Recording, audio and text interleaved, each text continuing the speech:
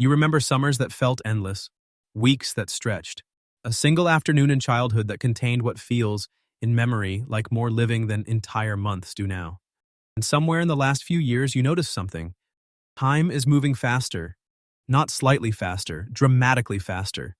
A year goes by and you look back and it feels like it passed in a season. 3 years vanish and you can barely account for where they went. You are not imagining this. It is not nostalgia. Something real is happening inside your brain. And it has been happening quietly and relentlessly since you were approximately 10 years old. The question is why? Not why it feels that way. Why it actually happens. Because the answer is not what most people think. It is not about stress. It is not about being busy. It is not a side effect of adult life. It is something far older and far stranger than any of that. And understanding it will change how you think about every year you have left. Start with what researchers have spent decades trying to map.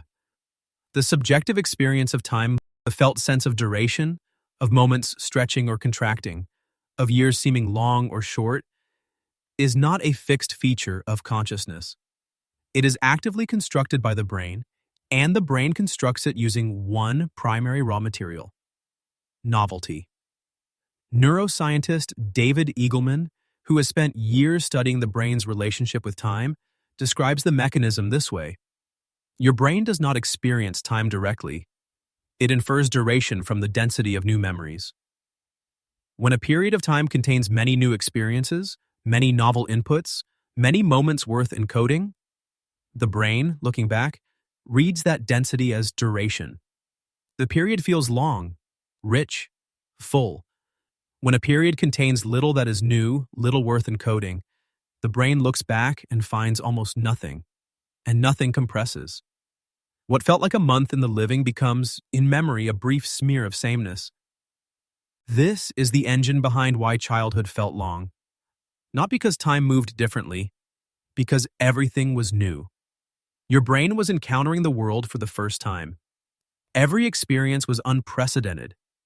Every face, every texture, every emotion, every social situation required encoding because none of it had been filed before.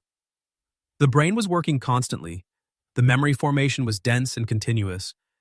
And looking back, that density reads as duration. The summers felt endless because they were full of firsts. By your early 20s, something begins to shift. You have seen more. You know more. The world has become increasingly familiar. The brain, ever efficient, ever optimizing for energy, begins to recognize patterns it has already stored and stops encoding them. The commute gets filed once and then skipped. The routine morning gets skipped. The familiar social dynamic gets skipped. The brain is not failing. It is doing exactly what it was built to do. It is conserving processing resources by not re-recording what it already has. But the cost is time. When the brain stops encoding, when the days accumulate without generating new memories, those days cease to exist in any meaningful sense in retrospect. They happened, but they left almost no trace. And when you look back at a period of your life in which nothing was truly new, the brain has almost nothing to show you. Psychologist William James, writing in 1890, was one of the first people to describe this phenomenon formally.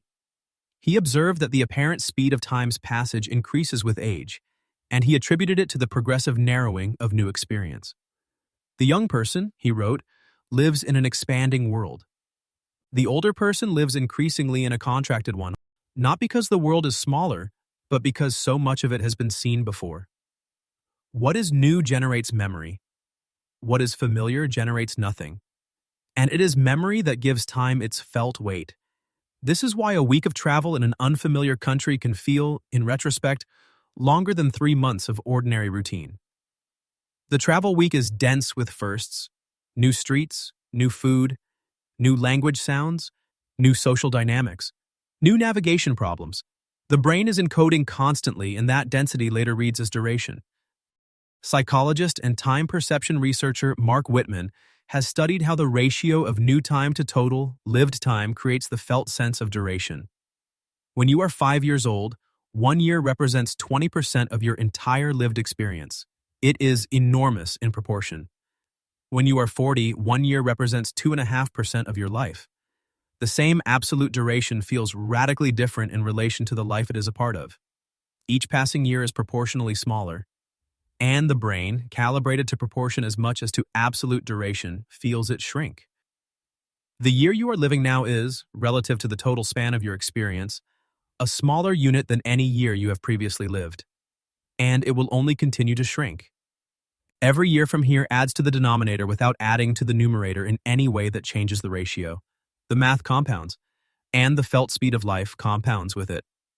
Neuroscientist Claudia Hammond, author of Time Warped and one of the most thorough researchers of subjective time, describes what she calls the holiday paradox. In the living of a holiday, time often feels slow. There is novelty, stimulation, new experience at every turn. Ordinary life produces the opposite paradox. In the living, routine time passes quickly, almost invisibly, because there is so little to process. In the remembering, it compresses even further because there is almost nothing to recall. The ordinariness eats time twice, once while you are living it, and again when you try to remember it. Hammond's research also points to something important about attention. Time slows when you are paying attention. Not metaphorically, measurably. When you are fully present to an experience, when you are noticing, engaging, encoding, the subjective experience of that moment expands. The brain, registering more information per unit of time, reads that registration as duration.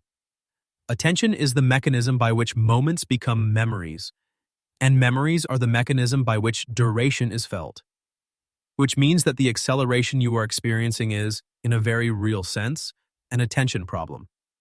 Not a failure of attention. A natural consequence of a brain that has become expert at ignoring what it already knows.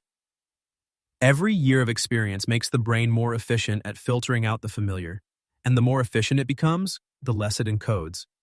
And the less it encodes, the faster time appears to pass. Expertise and familiarity, the accumulated wisdom of a life lived, cost you time. The very competence you spent decades building is the mechanism behind your sense that the years are vanishing. This has a counterintuitive implication. The antidote to accelerating time is not slowing down.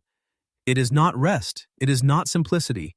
The antidote is novelty, new experience, the deliberate introduction of the unprecedented into a life that has become increasingly familiar.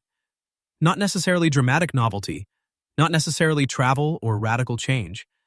Sometimes, the novelty of a different route home.